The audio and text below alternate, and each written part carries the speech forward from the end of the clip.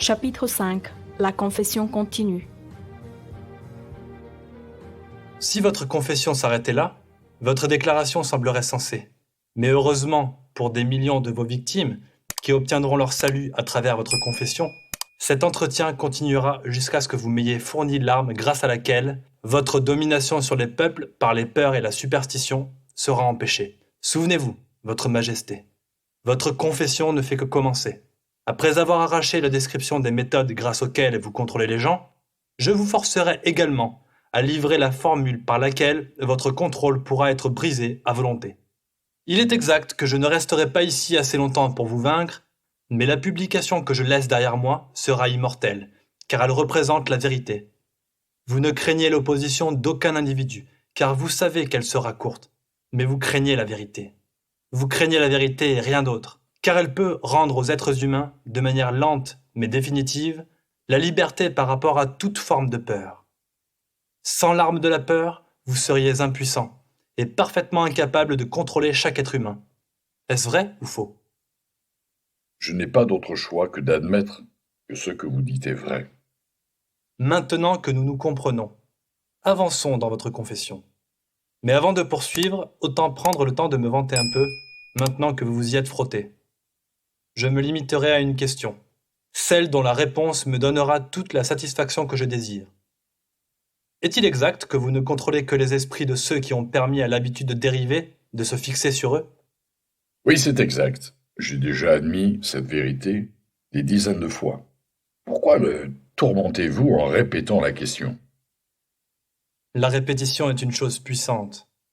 Je vous force à répéter les points importants de votre confession d'autant de manières que possible, afin que vos victimes puissent tester cet entretien et déterminer sa crédibilité à travers l'expérience qu'ils ont de vous. Il s'agit d'un de mes petits trucs. Approuvez-vous ma méthode ? Ne seriez-vous pas en train de me tendre un piège dans le simple but de vous vanter encore ? C'est moi qui pose les questions, et c'est vous qui répondez. Allez, avouez-moi pourquoi vous êtes impuissant à m'empêcher de vous forcer à cette confession. Je veux votre complète confession, pour aider à réconforter toutes vos victimes que j'entends bien libérer de votre contrôle, dès qu'ils liront cette confession. Je suis impuissant à vous influencer ou vous contrôler parce que vous avez découvert le passage secret qui mène à mon royaume. Vous savez que je n'existe que dans l'esprit des gens qui est saturé de peur. Vous savez que je ne contrôle que ceux qui dérivent et négligent d'utiliser leur propre esprit. Vous savez que mon enfer se trouve ici sur terre et non dans le monde qui vient après la mort. Et vous savez que ceux qui dérivent alimentent eux-mêmes le feu que j'utilise dans mon enfer. Vous savez que je suis une entité ou une forme d'énergie qui exprime le côté négatif de la matière et de l'énergie, et que je ne suis pas une personne à la langue fourchue ni à la queue pointue. Vous êtes devenu mon maître parce que vous avez maîtrisé toutes vos peurs. Enfin, vous savez que vous pouvez libérer toutes les victimes terriennes avec qui vous entrez en contact, et que cette connaissance précise est le coup par lequel vous me causerez le plus grand tort. Je ne peux vous contrôler parce que vous avez découvert le continent de votre propre esprit, et parce que vous l'aviez pris en main. Voilà, monsieur le terrien, cette confession devrait alimenter votre vanité jusqu'à la faire éclater. Cette dernière fléchette était superflue. La connaissance que j'utilise pour vous maîtriser ne saurait se laisser contaminer par un vulgaire excès de vanité. La vérité est la seule et unique chose au monde qui résiste à la raillerie. Allons, continuons votre confession. Qu'y a-t-il de mal dans le principe de la flatterie ?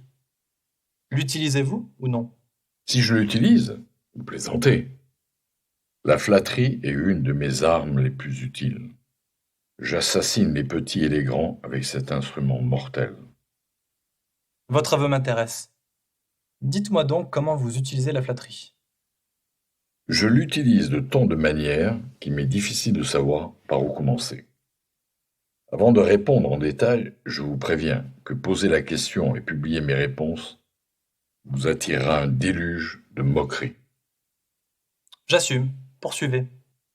Eh bien, je dois admettre que vous avez mis le doigt sur le plus gros secret qui révèle comment je convertis les gens à l'habitude de dériver. Quel aveu saisissant. Poursuivez votre confession. Et tenez-vous-en strictement à la flatterie. Plus de remarques détournées, ni de facéties pour le moment. Dites-moi tout sur la manière dont vous utilisez la flatterie pour prendre le contrôle des gens. La flatterie est un appât d'une valeur incomparable pour tous ceux qui souhaitent prendre le contrôle des autres. Elle possède une grande puissance d'attraction parce qu'elle opère à travers deux des faiblesses les plus répandues chez l'humain, la vanité et l'égotisme. Il y a une certaine quantité de vanité et d'égotisme chez tout le monde. Pour certains, ces qualités sont si prononcées qu'elles peuvent littéralement servir de corde pour leur lier les pieds comme les mains. La meilleure de ces cordes est la flatterie. La flatterie est le principal appât avec lequel les hommes séduisent les femmes. Parfois, les femmes utilisent ce même appât pour prendre le contrôle des hommes, surtout ceux qu'elles ne peuvent maîtriser par leur charme. J'enseigne aussi bien aux hommes qu'aux femmes comment en faire usage. La flatterie est le principal appât avec lequel mes agents se fraient un chemin pour gagner la confiance des gens et leur soutirer les informations nécessaires pour continuer la guerre. Dès lors que quelqu'un s'arrête pour alimenter sa vanité avec de la flatterie, j'approche et je commence à pétrir un nouveau dériveur. Il est difficile de flatter quelqu'un qui ne dérive pas. Je pousse les gens à utiliser la flatterie dans chaque relation humaine où cela est possible, car ceux qu'elle influence deviennent des victimes faciles de l'habitude de dériver. Pouvez-vous contrôler quiconque est sensible à la flatterie? Très facilement. Comme je vous l'ai déjà dit, la flatterie est d'une importance majeure pour attirer les gens vers l'habitude de dériver. À quel âge les gens sont-ils le plus sensibles à la flatterie? L'âge n'a rien à voir avec la sensibilité à la flatterie. Les gens y réagissent d'une manière ou d'une autre dès le moment où ils deviennent conscients de leur propre existence, et ce, jusqu'à leur mort. Et par quel mobile une femme sera-t-elle facilement flattée? Sa vanité. Dites à une femme qu'elle est jolie ou qu'elle est bien habillée. Et quelle motivation est, selon vous, la plus efficace pour harponner un homme? L'égotisme avec un grand E. Dites à un homme qu'il a un corps d'Apollon ou qu'il est un grand homme d'affaires, il sera aux anges et ronronnera comme un chat. Vous savez ce qui se produit ensuite. Tous les hommes sont-ils ainsi? Oh non! 2% d'entre eux contrôlent si bien leur égotisme que même un flatteur hors pair ne saurait parvenir à exercer l'ombre d'une influence sur eux. Et quels sont les moyens utilisés par une femme rusée pour attirer les hommes? Nom d'un chien, faut-il que je vous fasse un dessin de ces méthodes? N'avez-vous donc aucune imagination? Oh, oh que si. Détrompez-vous. J'ai plutôt une bonne imagination, Votre Majesté, mais je pense surtout à tous les pauvres dupes du monde qui ont besoin de comprendre la technique exacte par laquelle ils peuvent se faire flatter et se faire emporter par l'habitude de dériver. Dites-nous donc comment une femme peut harponner les hommes riches et sans doute intelligents. C'est un tour diabolique que vous me poussez à jouer aux femmes, mais puisque vous réclamez l'information, je suis impuissant à la dissimuler. Les femmes influencent les hommes par une technique qui consiste, tout d'abord, en une capacité à injecter un ton doux et roucoulant dans leur voix, puis ensuite à fermer les yeux dans une position mi-close qui s'apparente à de l'hypnose lorsqu'elles rencontrent la flatterie des hommes. Est-ce là ce à quoi se résume la flatterie? Non, ça n'était que la technique. Vient alors le moteur que la femme utilisera comme leurre. Le genre de femme auquel vous pensez peut-être ne vendra jamais à l'homme ni sa personne, ni quelque chose qu'elle peut lui donner. Au lieu de cela, elle lui vend son propre égotisme. Est-ce là tout ce que les femmes utilisent lorsqu'elles souhaitent flatter un homme? C'est la chose la plus efficace qu'elles utilisent. Elle fonctionne lorsque le charme n'agit plus. Donc, je suis censé croire que des hommes grands, forts et intelligents peuvent être pétris et manipulés par de la flatterie telle de la glaise? Est-ce possible? Si c'est possible, Cela se produit à chaque minute de chaque journée. De plus, à l'exception de ceux qui ne dérivent pas, plus ils sont forts, plus ils cèdent à la dérive lorsque l'experte en flatterie fond sur eux. Parlez-moi de quelques autres tours que vous utilisez pour pousser les gens à passer leur vie à dériver. Un de mes dispositifs les plus efficaces est l'échec. La majorité des gens commencent à dériver dès qu'ils rencontrent une opposition, et moins de 1 sur 10 000 persiste après 2 ou 3 échecs. Donc, c'est vous qui veillez à pousser les gens vers l'échec dès que vous le pouvez. Est-ce exact? Vous avez tout compris. L'échec brise le moral, détruit la confiance en soi, tempère l'enthousiasme, émousse l'imagination et rend la motivation moins précise.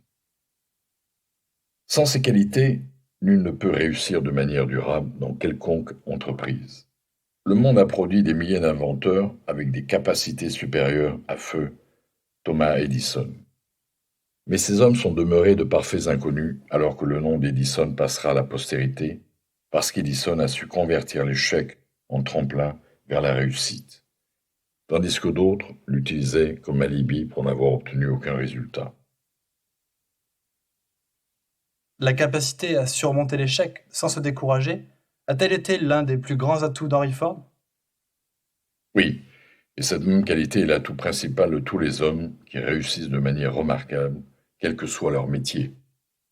Cette affirmation couvre de nombreux domaines, Votre Majesté. Désirez-vous la modifier ou la modérer par souci de précision? Aucune modification ne sera nécessaire car cette affirmation n'a rien de général. Faites des recherches précises sur la vie des hommes et des femmes qui ont réussi durablement et vous découvrirez, sans exception aucune, que leur réussite est exactement proportionnelle à leur constance pour surmonter l'échec. La vie de chaque personne qui réussit proclame ce que tout vrai philosophe sait. Quelle que soit la force du vent, de l'adversité, il amène toujours les graines d'une prospérité comparable. Mais la graine ne germera et ne grandira pas sous l'influence de la dérive. Elle pourra seulement s'épanouir si elle est placée dans les mains de celui qui a admis que la plupart des échecs ne sont que des défaites temporaires et qui jamais, sans aucune circonstance, n'acceptera la défaite comme excuse pour mieux dériver. Si je vous comprends bien, vous prétendez que l'échec présente des avantages.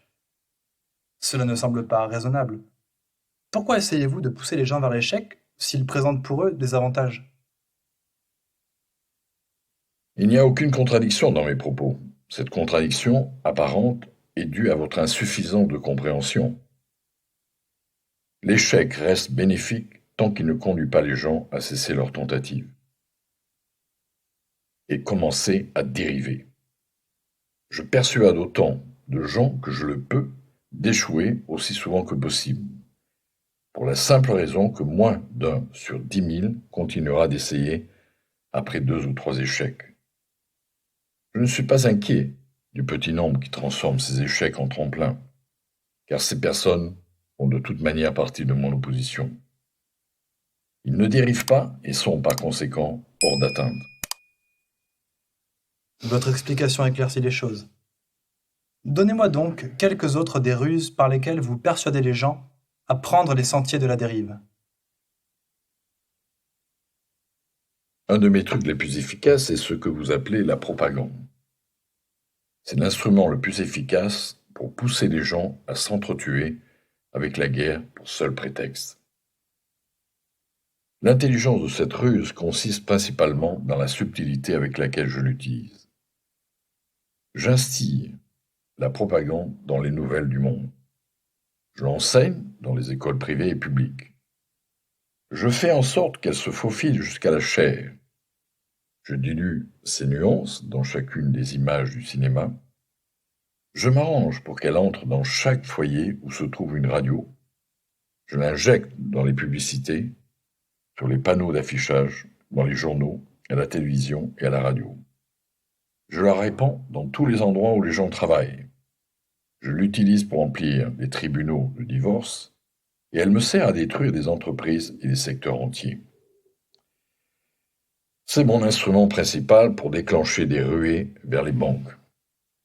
Mes propagandistes couvrent si bien le monde que je peux déclencher à volonté des épidémies, déchaîner les fureurs de la guerre ou déclarer la panique dans les sociétés. Si vous pouvez faire tout ce que vous prétendez par la propagande, il n'est pas étonnant que nous ayons des guerres et des dépressions. Faites-moi une description simple de ce que vous entendez par le terme propagande. Ce qu'elle est, comment elle fonctionne. Je désire tout particulièrement savoir comment vous amenez les gens à dériver par le biais de cet outil diabolique.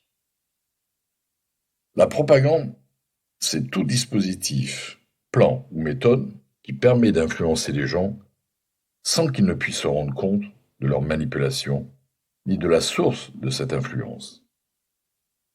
La propagande est utilisée dans les affaires dans le but de décourager la concurrence. Les employeurs l'utilisent pour mieux tirer profit de leurs employés. Les employés ripostent en l'utilisant à leur tour contre les employeurs. En fait, elle est utilisée de manière si universelle et selon une technique si délicatement simplifiée qu'elle paraît inoffensive lorsqu'elle est détectée. Je suppose que certains de vos congénères sont aujourd'hui très occupés à préparer l'esprit du peuple américain à dériver vers une forme de dictature. Dites-moi comment ils procèdent. Oui, des millions des miens sont en train de préparer les Américains à se retrouver hitlérisés. Les meilleurs de mes membres sont à l'œuvre dans les organisations politiques et syndicales. Nous comptons prendre le contrôle du pays par les urnes plutôt que par les armes. Les Américains sont si sensibles qu'ils ne supporteraient jamais le choc de voir leur forme de gouvernement changée par le feu des mitraillettes et des tanks. Par conséquent, nos petits propagandistes leur servent un régime qu'ils peuvent avaler, en faisant naître des conflits entre employeurs et employés, et en montant le gouvernement contre les entreprises et l'industrie. Quand la propagande aura fait son travail jusqu'au bout, un de mes sbires s'installera en tant que dictateur, et les 9 vieux hommes de votre Cour suprême, avec leur stupide notion de constitution, partiront à la retraite. Tout le monde recevra un travail ou sera nourri grâce aux finances de l'État. Quand les ventres des hommes sont pleins, ils partent à la dérive avec celui qui les remplit. Celui qui a faim échappe à tout contrôle. Je me suis souvent demandé qui avait inventé cette ruse intelligente que vous appelez propagande. D'après ce que vous me dites de sa source et de sa nature, je comprends pourquoi elle est si mortelle. Seul quelqu'un d'aussi intelligent que votre Majesté peut avoir inventé un tel mécanisme qui permet d'engourdir la raison, détrôner la volonté et faire partir les hommes à la dérive. Pourquoi n'utilisez-vous pas votre puissante propagande pour prendre le contrôle de vos victimes, plutôt que de les soumettre par la peur et les annihiler par la guerre?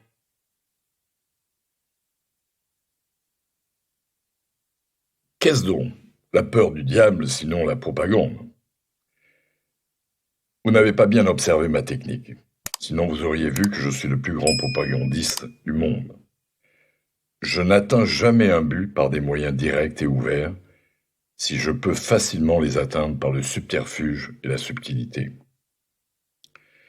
Que croyez-vous que j'utilise lorsque je plante des idées négatives dans l'esprit des hommes et que j'en prends le contrôle parce qu'ils croient être leurs propres idées? Comment appelleriez-vous cela, sinon la forme la plus habile de propagande? Vous n'allez pas sérieusement me dire que les gens vous aident à les détruire sans réaliser ce que vous faites. C'est précisément ce que je souhaite vous faire comprendre. De plus, je vais vous montrer exactement comment je procède. Enfin, nous avançons. Alors, comment faites-vous pour convertir des êtres humains en propagandistes et les attirer vers leur propre prison? Racontez-moi tout, et n'omettez aucun détail sordide. Ceci est la partie la plus importante de votre confession, et je suis dévoré par le désir de maîtriser votre secret. Je ne saurais vous blâmer de tourner autour du pot en répondant à ma question, tellement vous êtes conscient que votre réponse arrachera des millions de victimes à votre contrôle. Vous savez également que votre réponse protégera plusieurs millions d'autres personnes, pas encore nées, de devenir vos victimes. Il n'est pas étonnant que vous dérobiez. Vos déductions sont exactes. Cette partie de ma confession me causera plus de tort que tout le reste. Ou, en reformulant votre problème, cette partie de votre confession sauvera plus de millions de gens que tous les autres. Tout ce que je peux dire, c'est que vous me faites vivre un enfer. Maintenant, vous savez ce que ressentent vos millions de victimes. Allez-y. Je fais ma première entrée dans l'esprit d'une personne par la corruption. Et qu'utilisez-vous comme pot de vin? J'utilise beaucoup de choses, toutes plus agréables les unes que les autres pour mieux répondre à la convoitise. J'utilise les mêmes types de pots de vin que les individus utilisent quand ils se soudoient entre eux, c'est-à-dire les choses que les gens désirent le plus. Mes meilleurs pots de vin sont l'amour, la soif d'expression sexuelle, l'attrait de l'argent, l'appât du gain, l'obsession de la bonne affaire, le jeu. La vanité chez les femmes, l'égotisme chez l'homme, le désir de maîtriser les autres, le désir de poison ou de narcotique, le désir de l'expression individuelle par les mots et les actions, le désir d'imiter les autres, le désir de perpétuer la vie après la mort, le désir d'être un héros ou une héroïne, le désir de nourriture physique. C'est une liste imposante, Votre Majesté. Utilisez-vous d'autres pots de vin? Oui, des tonnes, mais ceux-là sont mes préférés. En les combinant, je parviens à pénétrer l'esprit de n'importe quel être humain, à volonté, de sa naissance à sa mort.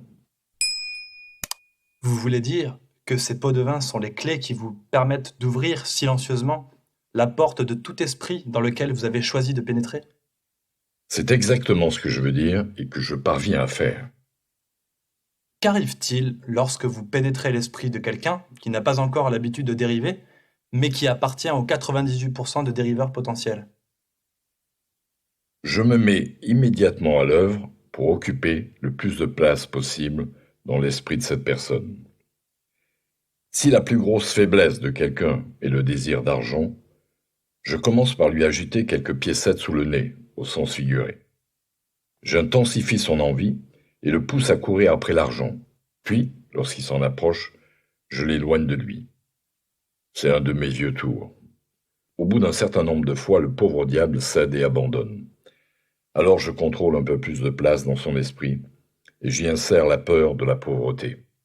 C'est l'un des meilleurs bailleurs de l'esprit. Oui, j'admets que votre méthode est très habile. Mais qu'arrive-t-il si la victime vous berne et met la main sur une grande quantité d'argent? Lui remplissez-vous quand même l'esprit avec la peur de la pauvreté? Non, je prends le contrôle de l'espace en le remplissant de quelque chose d'autre qui fera aussi bien mon affaire. Si ma victime convertit son désir d'argent en de grosses sommes, je la suralimente. Par exemple, je la pousse à s'empiffrer d'aliments gras.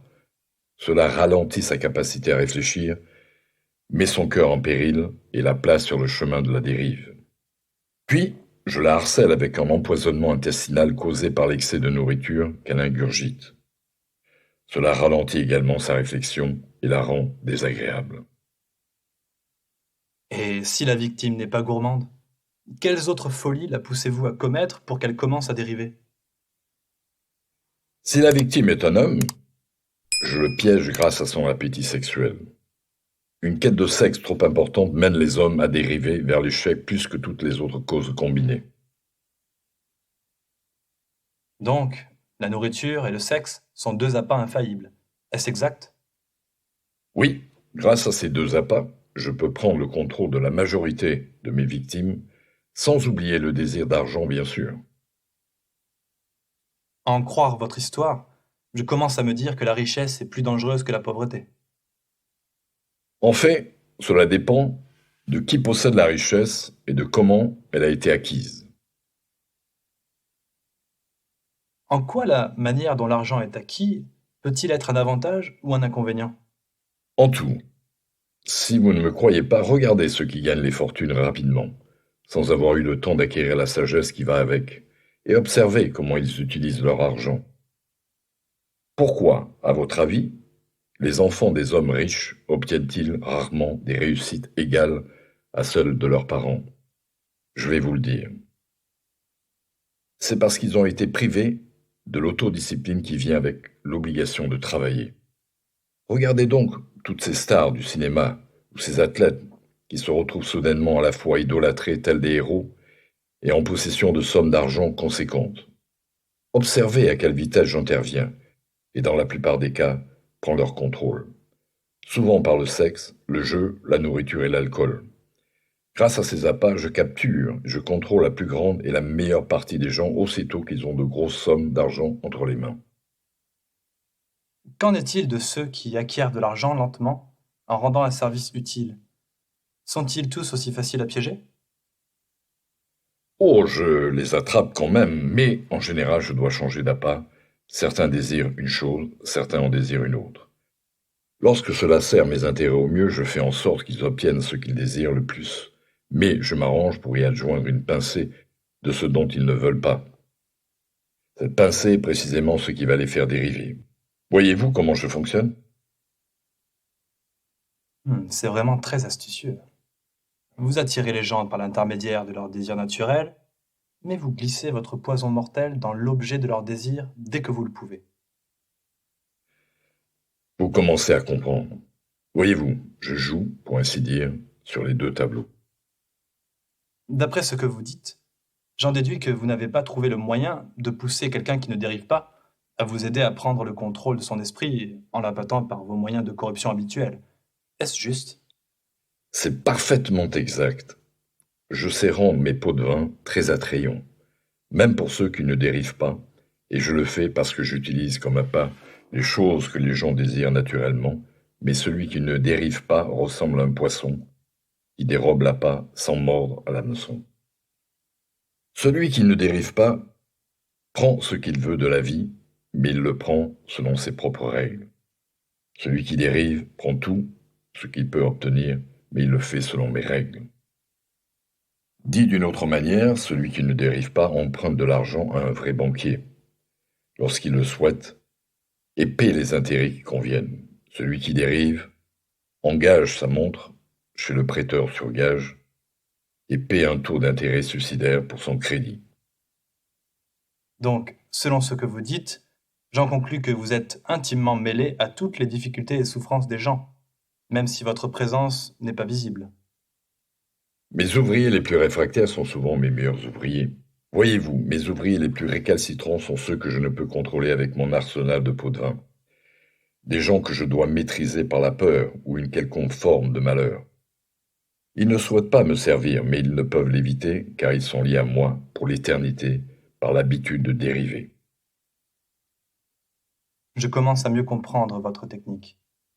Vous soudoyez vos victimes par leurs désirs naturels et vous les détournez du droit chemin, tout en faisant en sorte qu'ils se mettent à dériver en réagissant à vos pièges.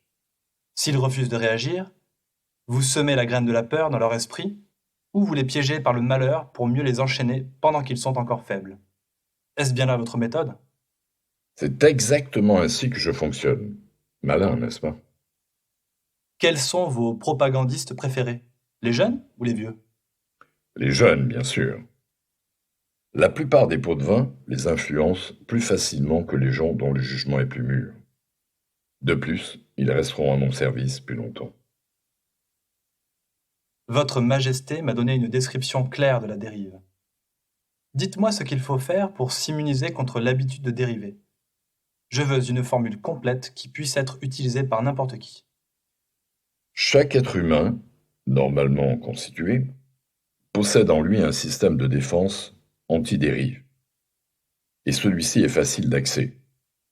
Chacun peut se défendre de manière simple, grâce aux méthodes suivantes. 1. Penser par soi-même en toutes circonstances.